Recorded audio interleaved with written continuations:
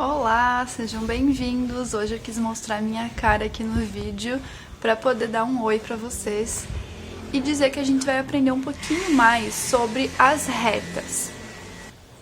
Nós já aprendemos sobre retas paralelas, concorrentes, perpendiculares e hoje a gente vai aprender um pouquinho do que são elas e algumas informações que a gente pode usar com elas, sobre ângulos, que a gente também já aprendeu, e sobre as retas. Então vem comigo e vamos aprender um pouquinho mais hoje.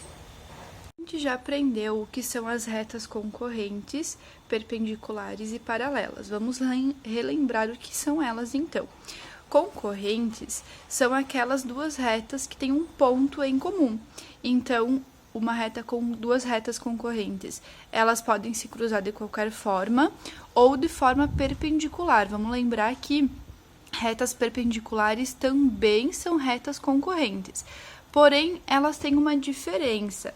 As retas concorrentes, elas podem estar, lembram que eu dei o exemplo da tesoura que abre, fecha e forma os ângulos entre a abertura das duas partes da tesoura?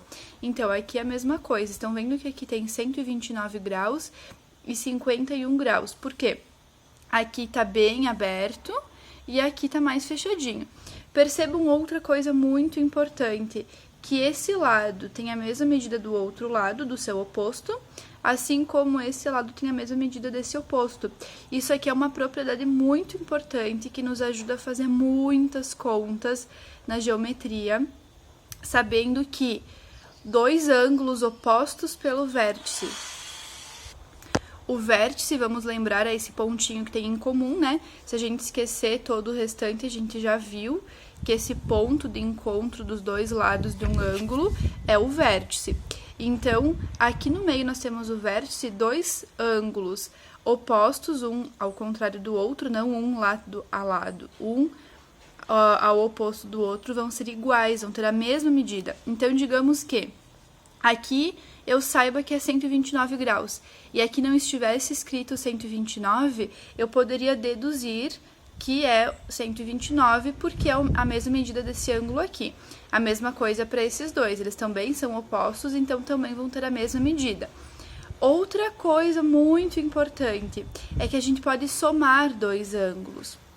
Quando a gente soma aqui, ó, esses dois ângulos, que eles são um do ladinho do outro, estão vendo aqui essa reta que ela é rosinha, né?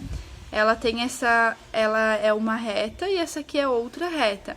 Quando a gente olha aqui um ângulo ou dois ângulos que se encontram aqui nessa mesma reta, ou que estão um do ladinho do outro, a gente pode somar eles dois e a medida vai dar 180 graus. Sempre que a gente somar dois ângulos como esses, vai dar 180 graus. Então, 129 mais 51, somem aí para ver se dá 180.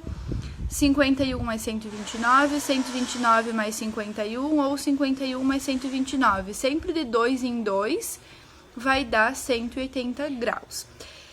E vamos lá para as retas perpendiculares, que também são concorrentes, né?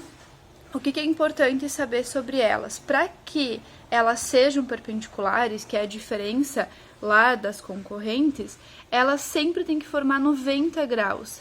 Percebam que aqui eu tinha 129 e 51, podia ser qualquer outro ângulo, podia ser, por exemplo, 120, aí para fechar os 80 poderia ser 60, sempre vai ter que fechar os 180, né? Então pode ser qualquer abertura, podia ser mais fechadinho, mais aberto, enfim. Na perpendicular sempre vai ter que ser 90. Então aqui eu tenho uma reta na vertical, aqui eu tenho outra reta na horizontal, aqui tem o ponto em comum que faz com que elas sejam concorrentes e sempre na abertura delas, de 2 em 2, vai fechar 90 graus. Isso faz com que elas sejam perpendiculares. E da mesma forma que a gente viu aqui, ângulos opostos pelo vértice vão ter a mesma medida, aqui no caso os 4 vão ter a mesma medida, e se eu somar sempre de 2 em 2, sempre vai dar 180, 90 mais 90, 180. Lá nas paralelas, que a gente já aprendeu também, elas nunca podem ter um ponto em comum. Por quê?